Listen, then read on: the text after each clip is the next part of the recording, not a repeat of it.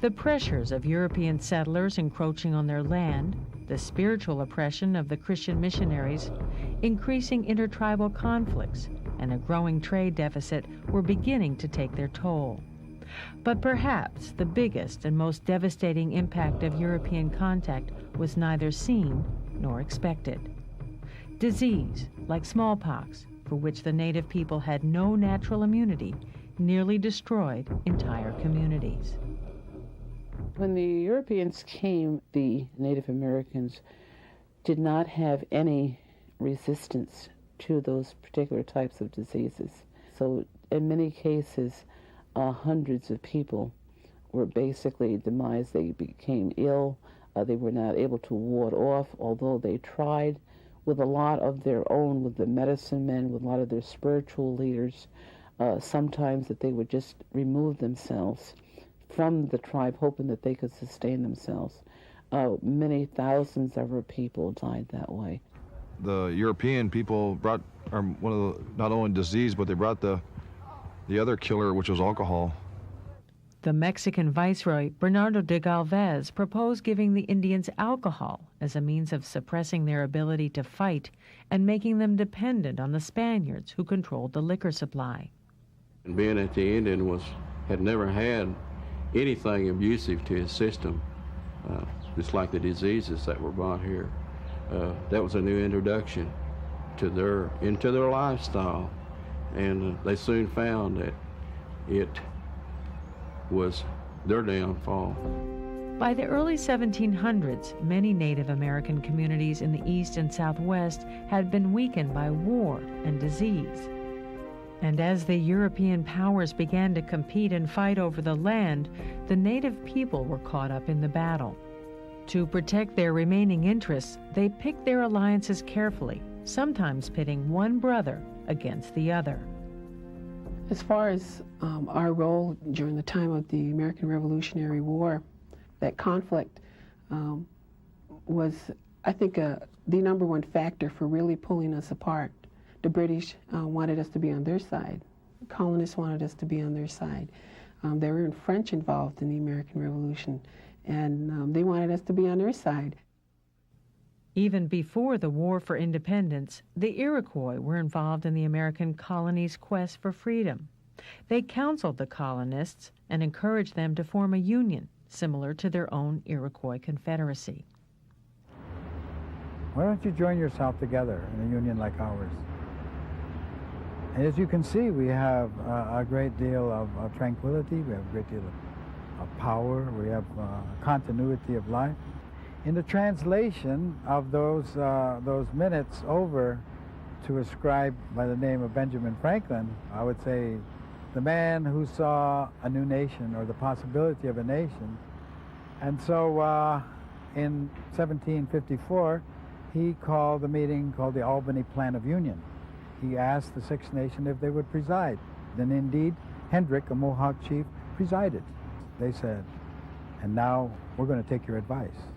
We're going to plant a tree of peace in Philadelphia that will reach to the sky, and people and nations can come under its long leaf. So when did the Englishman become an American? When did he become a revolutionary? Or where did democracy come from? As the colonists began their revolution for freedom, Native Americans to the west and south experienced their own revolution when the Spaniards introduced the horse. The horse was like the automobile. It changed their entire way of life. They could move faster, they could hunt bigger game, they could travel more distances, created more conflict. It was a complete revolution. The Indians took to the horse like a long-lost brother. They just took to each other quickly. Then, in no time at all, they had become excellent, fantastic horsemen. What changed with the horse is that they participated much more in the trade for horses, and much less time was spent on the basic subsistence, the basic business of getting food every day. The Comanches came to dominate the southern plains, and they dominated it both because they controlled access to horses and because they were very strong militarily. And our Comanche warrior and the prowess of being a warrior was such that you give it your all. You know, to lose your life in battle was honorable. Even the horse, to lose its life in battle was valued. And whenever a burial custom took place, Comanche warrior died, many times their horse went along with him. For many Native Americans, the horse and the gun would temporarily sway the balance of power in their favor. However, their next opponent would be more unified and more formidable. The landscape of America was about to change again.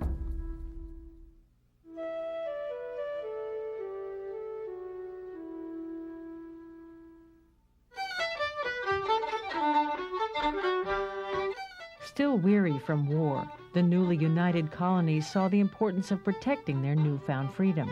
So they forged ahead with the formation of a centralized government and established the United States of America. In 1803, the nation's third president, Thomas Jefferson, commissioned Captain Meriwether Lewis and Lieutenant William Clark to embark on a grand expedition to explore the North American continent and establish friendly trade relations with any Indians they met. Had it not been for the natives' assistance with the Lewis and Clark expedition, Lewis and Clark may not have made it out here to the West Coast. Tribes all along the journey helped them in many ways, in fact, in helping guide them over the mountains. Lewis and Clark did bring some new trade items to them that they hadn't seen before, and the Indians were able to help supply them with needed food, help them find clothing, and taught them many skills that they needed to survive on the expedition. In November of 1805, as the expedition traveled down the Columbia River, they encountered the Chinook. The Chinook lived off the natural resources of the Pacific Northwest. They excelled as fishermen in the rivers of the region. The Chinook were master traders. They were middlemen in the whole transit of goods between Europeans and Americans and other native peoples in this region. When Lewis and Clark returned home to the east, news of their exploits fired the imagination of the public and fueled new interest in westward expansion.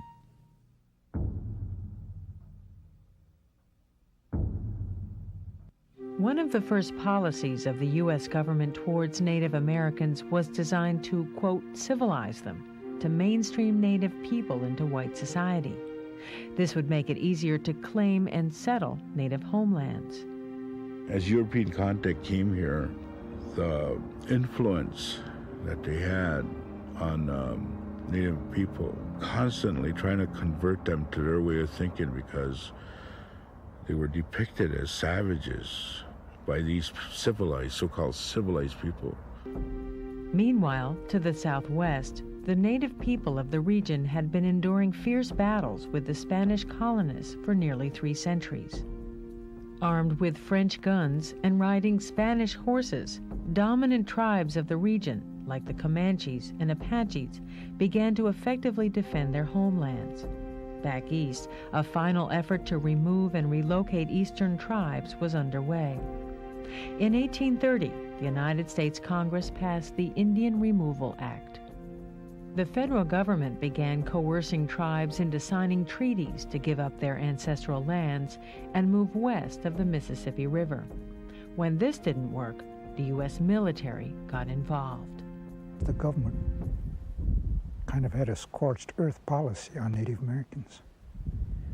The soldiers would go around uprooting the gardens and their warehouses, burning them. They starved us into submission in order to sign those contracts, those treaties. The forced removal has been considered by many as one of the darkest chapters in American history. The Native Americans call it the Trail of Tears.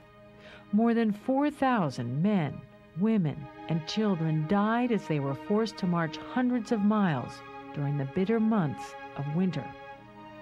It's only in some history books about the trail where they cried. Many loved ones were lost. A lot of your elders were lost on the trail that had all the knowledge and all of the learning and understanding and respect of the others. But not all Native people went without a struggle. The Seminoles of Florida refused to give up their ancestral homeland. There was a young chief by the name of Osceola who decided that the government was being unjust, that the land belonged to his people, and he felt that he would not give up his land without a fight. According to the legend, Osceola walked forward, he pulled his hunting knife out and shouted, "This is the only way I will sign." He then stabbed his knife through the treaty very violently, and this was the beginning of what the historians call the beginning of the Seminole War. With their skills in guerrilla warfare and the rugged Florida terrain, the Seminoles fought off the U.S. Army for 20 years. Finally, in 1858, the majority of the Seminoles moved to Oklahoma, with only about 100 staying behind in Florida.